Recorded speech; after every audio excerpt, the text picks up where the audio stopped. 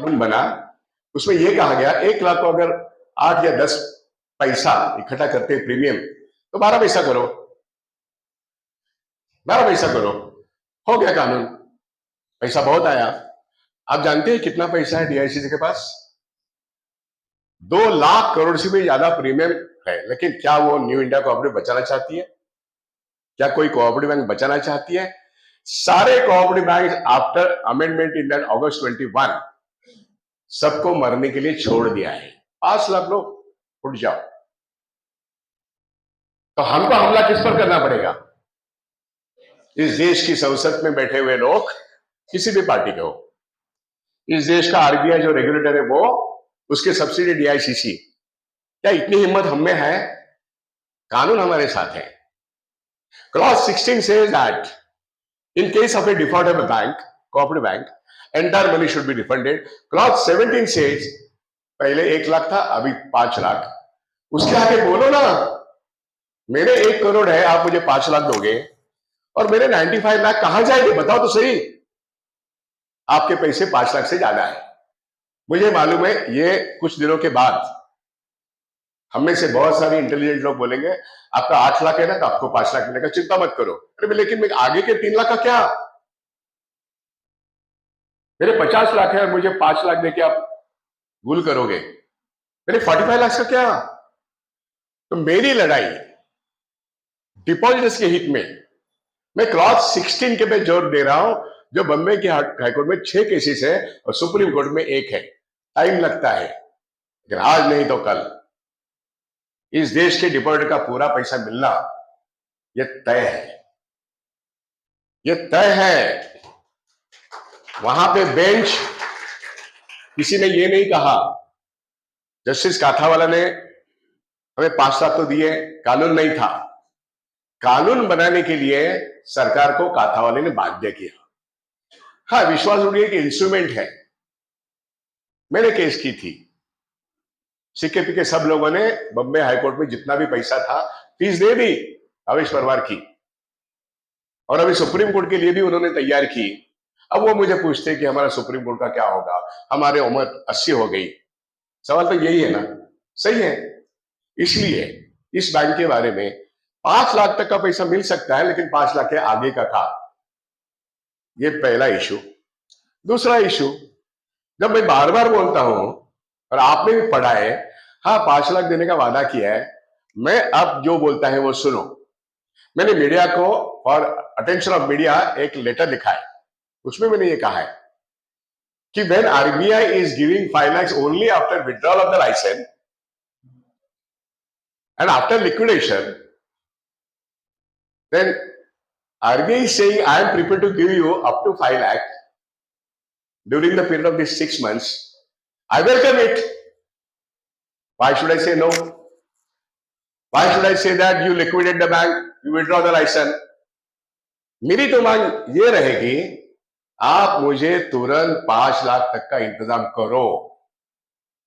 क्या आप इसके लिए रास्ते की लड़ाई और कानून की लड़ाई करने को तैयार है? मुद्दा यह है कि आरबीआई आपसे झूठ बोल रहा है।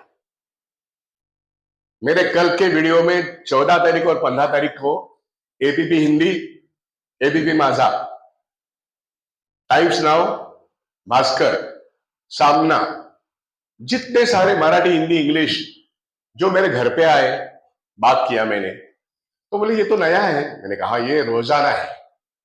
आप शूटिंग करोगे सिर्फ रोने वाले लोगों का। मैं कहता हूं किसने आपको रुलाया है?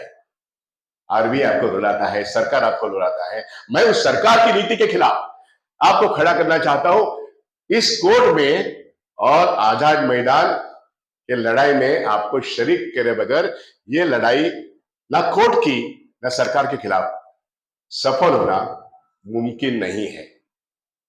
आप घर में बैठ के कोई लड़ाई नहीं कर सकते। आपने वकील को पैसा दे दिया, लड़ाई नहीं, बिल्कुल नहीं। आपको रास्ते की लड़ाई जो पीएमसी ने किया, उनको कुछ नहीं मिला। उस लड़ाई में मैं बहुत आगे था।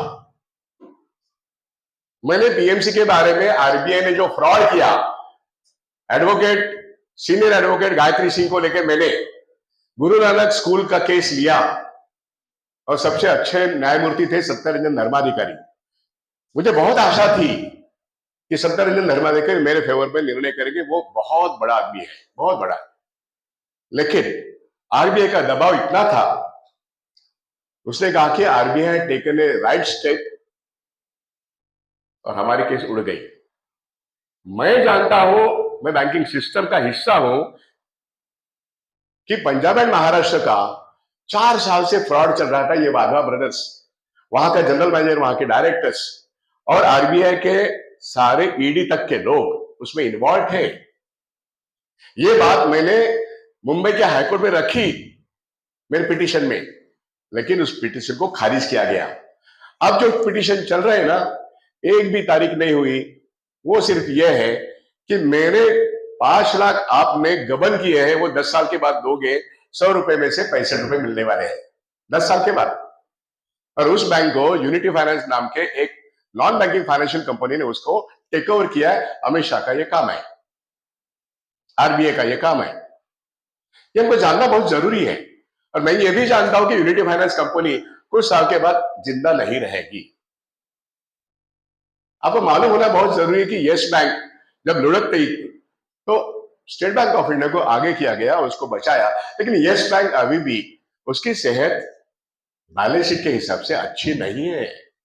आपको यह भी मालूम होना बहुत जरूरी है कि आज एचडीएफसी का नॉन परफॉर्मिंग एसेट जो 5% से ज्यादा जाने के बाद खतरे की घंटी बजती है, वो 15% हो गया है।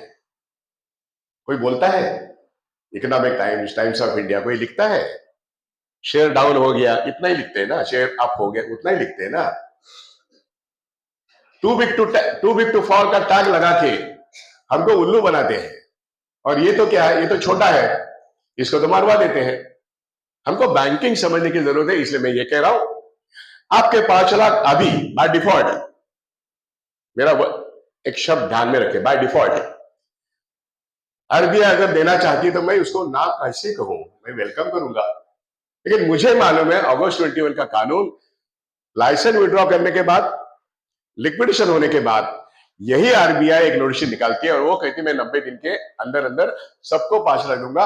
और वो कभी भी बात नहीं करती कि 5 लाख के ऊपर का पैसा हम देंगे।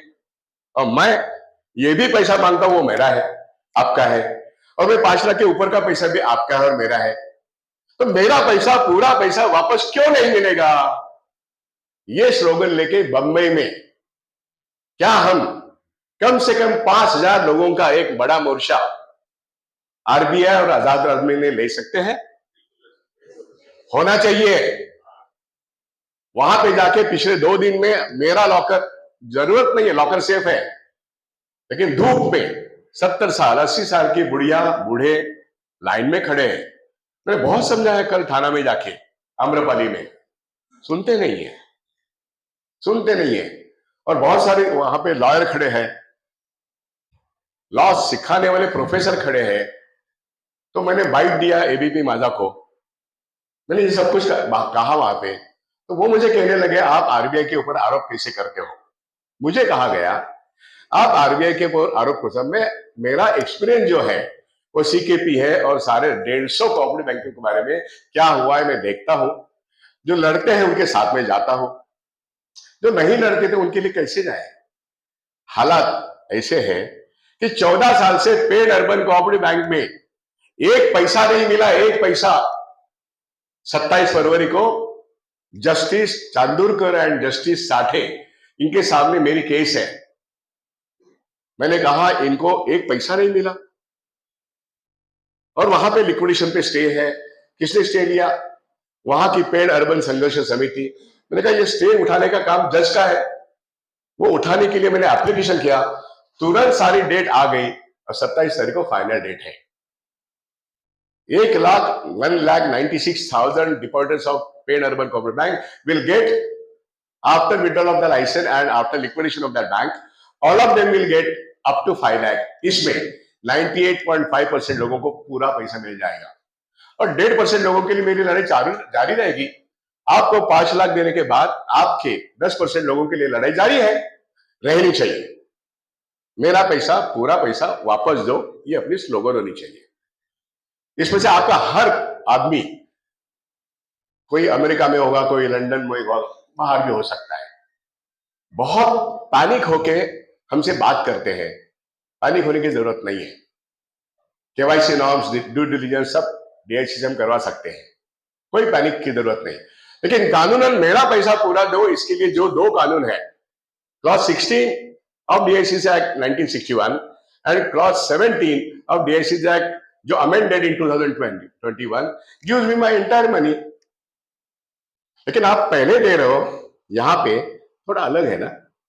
मैं भी सरप्राइज हुआ। मैंने कहा चलो अच्छी बात है, लड़ाई की करनी, इसलिए मैंने सबको इकट्ठा किया तो समझाने की कोशिश करता हूं। कुछ लोग बोलते हैं नहीं नहीं हमको मिलने वाला है, क्यों जाने का कोर्ट में। मैंने कहा आरबीआई इस देश के कानून के खिलाफ अगर कुछ करता है तो बाकी सब बैंकों में सेक्शन 25 आने के बाद मुझे 5 लाख मिलने लगेंगे। क्या यह पॉसिबल है? देश का कानून एक तरफ, आरबीआई करता है दूसरी तरफ, ऐसा नहीं चलेगा। इसलिए हमको आरबीआई को कहना पड़ेगा कि मुझे 5 लाख आपने अनाउंस किया है, कब देते हो बोलो, मेरा एक रिट पिटीशन कोर्ट में जाना बहुत जरूरी है। और 5 लाख के ऊपर का पैसा, हाँ वो क्लॉज 16 में यू शुड बी प्रोटेक्टेड। जब 61 से लेके अब तक कोई गया ही नहीं इस लॉ पॉइंट के बारे में। कानून की किताबें सब पढ़ते हैं, कानून की किताबें में बहुत कुछ लिखा है, लेकिन उसका इम्प्लीमेंटेशन के लिए कभी किसी ने कुछ किया नहीं है। पहले बार 2020 के बाद हम कुछ करने जा रहे हैं, इसलिए 5 लाख का जो कानून बना उसके लिए सीकेपी कोऑपरेटिव बैंक के लोग लड़े, आई एम द इंस्ट्रूमेंट। उसके बाद सभी बैंकों को 5 लाख मिलने लगा, आई एम द इंस्ट्रूमेंट। अब जब न्यू इंडिया की बात करते हैं तो सवाल मैं इंस्ट्रूमेंट हूं का है, मैं हूं या नहीं वो बात अलग है। आप लड़ने को तो यह है, तो आपके साथ हम है, युवराज है, भूषण है, कविश्वर है, धनंजय शिंदे है, हजारों लोगों का एक मोर्चा निकालेंगे, लेकिन कोर्ट में भी जाएंगे। रास्ते की लड़ाई और कोर्ट की लड़ाई दोनों बराबर एक साथ चलनी चाहिए। इस देश के जो इंटेलेक्चुअल्स हैं, इनके दिमाग को हमको धक्का देना पड़ेगा। आम आदमी के बारे में कोई सोचता ही नहीं है। इसीलिए मैंने कहा एक संगठन बैंक वालों की अगर कहता है कि अर्बन कोऑपरेटिव बैंक के लिए डीआईसी से लगाओ, बाकी सिस्टम के लिए मत लगाओ, 23,000 करोड़ बचाओ, बकवास है। अमेरिका में बैंक फेल होते हैं, 15 दिन के अंदर इंश्योरेंस मिलने लगता है, वो एक कानून है, फेडरल इंश्योरेंस। बैंक बंद होते हैं लेकिन इंश्योरेंस तो मिलता है। जर्मनी में मिलता है, स्वीडन में मिलता है, फ्रांस में मिलता है। मेरे देश को क्या हो गया है? 450 अर्बन कोऑपरेटिव बैंक 25 साल में लुढ़क गए। कैसे लुढ़क गए इसके ऊपर मैं अभी नहीं जाता, मुझे मालूम है। मैं ज्वाइंट पार्लियामेंट्री कमेटी के सामने 1993 में हाजिर था। उस वक्त जॉर्ज फर्नांडिस से लेके सारे 30 लोग मेंबर ऑफ पार्लियामेंट उसमें थे। उनके सामने बोगस बैंक सिक्योरिटी और हर्षद मेहता का स्कैम क्या है, मेरी नोट उनके सामने है। केतन पारेख 1998 में क्या कर रहा था और उनका एक्टिविस्ट कौन था जो आज बड़ा नेता है, आपको जानना जरूरी है। इसलिए लाल कृष्ण आडवाणी ने बहुत मेहनत की और कोऑपरेटिव बैंक्स गुजरात में बचाने के लिए as a deputy prime minister उन्होंने कोशिश की। मैं उस कोशिश की भी सराहना करता हूं, लेकिन बाद में उन्हीं की सरकार ने ये सब निकाल दिया। बहुत पहले कोशिश की, अच्छा काम किया, लेकिन रिजर्व बैंक ऑफ इंडिया हमारे हित के संरक्षण में नहीं है। ये 25 साल से मैं बार बार लिखता हूं, बार बार बोलता हूं, बैंक कैसे डूब रहे हैं, बैंकों को कैसे लूटा जा रहा है। हर्षद मेहता जब हमारा नीरव मोदी और चौकसी जब गए तो उसी बैंक के सामने खड़ा होकर मैं बोल रहा था कि what is exactly the fraud. हमारा मल्ला जब गया, निखिल वागड़े ने मुझे टीवी को पूछा, आप तो कह रहे हो परसों वो जा रहा है लंदन में। मैंने कहा हाँ। मैंने कहा उसके पास 2 पासपोर्ट है, एक ब्रिटिश पासपोर्ट और एक हमारा पासपोर्ट है, उसको जाने को परमिशन दिया गया है।